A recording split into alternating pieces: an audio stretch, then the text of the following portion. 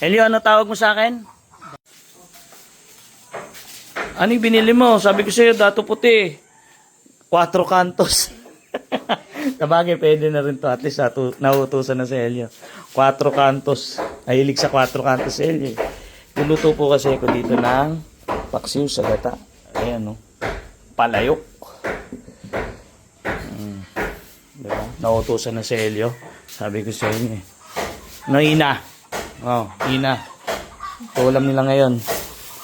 Nilaga. Sa akin kasi gusto ko isda. Ay, yung ibon na yun, oh, malakas na siya, nakakawala lang. Pag gusto niya ng lumipad, kung saan niya gusto, bahala na siya.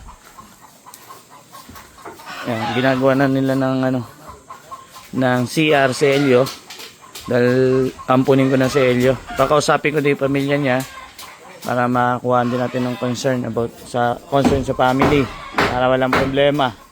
Para si Elio, sasama ko na sa vlog sa araw-araw. At dito na siya titira. Ay naayos yung CR. Tapos gawa tayo dito ng ganyang tulugan dito sa may dulo na yan. Tapos dito bilyaran kasi. Para maging kasi kung pupunta siya ng Maynila, walang mangyayari sa buhay niya doon. Wala naman siyang ganong alam sa trabaho. Requirements, wala rin requirements. Dito na lang siya, magpakain siya ng mga alaga nating manok, mga gansa. Tapos pag alis kami, sama ko na lang. Tapos sa gabi dito siya. Tapos iayos natin siya. Linisin maigi kasi sa bundok syempre. Mag-isa siya, hindi siya makapaglinis maigi. Dahil mahirap nga naman bundok. Dito malilinisan siya maigi, puputi siya. Syempre paayusin natin ngipin niya. Syempre kasama siya sa vlog, may sahod siya. Yung mga gagastusin sa kanya, kailangan niya rin pagtrabuhan. Hindi pwedeng kain tulog lang dito siya sa bahay. Pupunta talaga siya sa Maynila, pagkain tulog siya. Ito naman mga kapatid natin katutubo, pwede naman silang pumunta rito araw-araw pag wala silang gawa para may trabaho din sila. Pero kasama ko rin sa mga vlog yan. Sila Utol Nelson, nangingisda kami. Ang ganda pala ng bunga ng langka ako. Ang ganda ng langka.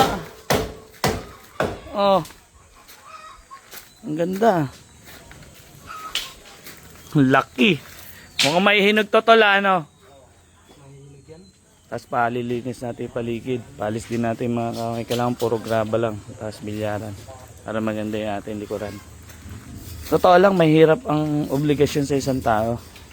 Kaso kung hindi naman natin tutulungan sa Elio, baka mabalik siya sa dati. Kawawa naman. Mabait naman yung bata. Alam mo tawag sa akin? Tanong natin kung ano tawag sa akin. Elio.